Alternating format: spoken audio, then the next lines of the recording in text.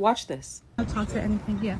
Okay, I need you to leave the property, okay? Okay. They asked the property. I am a Hilton Honest. I'm I'm a Hilton Honest member. I'm sitting out here waiting for my ride.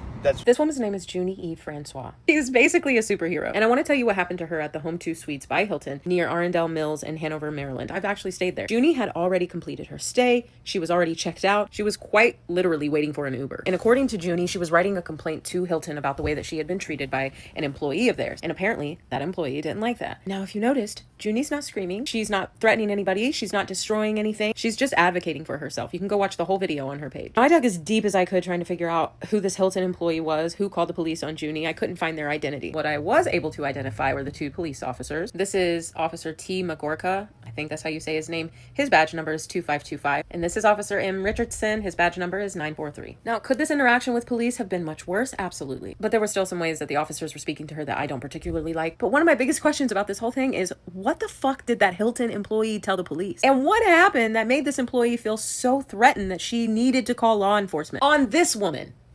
On this queen, a woman who had already checked out, a woman who was waiting for the Uber. What did she do that required police? Here is where Hilton really loses me. According to Juny, she filed a complaint with Hilton about what happened. They never got back to her. Then Juny saw another person online post a very similar situation, a video of them being mistreated by Hilton employees. Juny said that she felt like it was time for her to share this story, to share this video. And the only reason why she hadn't yet is because it was traumatizing for her. She posted this video. People started watching. It started getting shared and commented. It started gaining some traction. And that's when Hilton finally responded. Thank you for bringing this to our attention. 10 months later, excuse me? She brought it to your attention 10 months ago when she filed the complaint. So yes, I think Hilton deserves to be called out. And I think that we should seriously consider boycotting Hilton until we see meaningful accountability. That means it's also worth recognizing how big of a deal this would be. Because you're not just talking about hotels that have Hilton written across the building. We're talking about the Waldorf Astoria, Conrad, Doubletree, Embassy Suites, Hampton, Hilton Garden Inn, Homewood Suites, definitely Home 2 Suite, True, Spark, Tapestry Collection, LXR, Signia, Tempo, Motto, LiveSmart, and so much more. And Hilton's hospitality and rewards ecosystem reaches even further than that. Now we're talking about independent and partner stays through small luxury hotels of the world, AutoComp, Yotel, and Explora journeys. Because when we boycott an ecosystem this fucking big, we're not only affecting Hilton corporate, we're potentially affecting independently owned and franchise properties, which means we're affecting workers, people's sons and daughters, our cousins,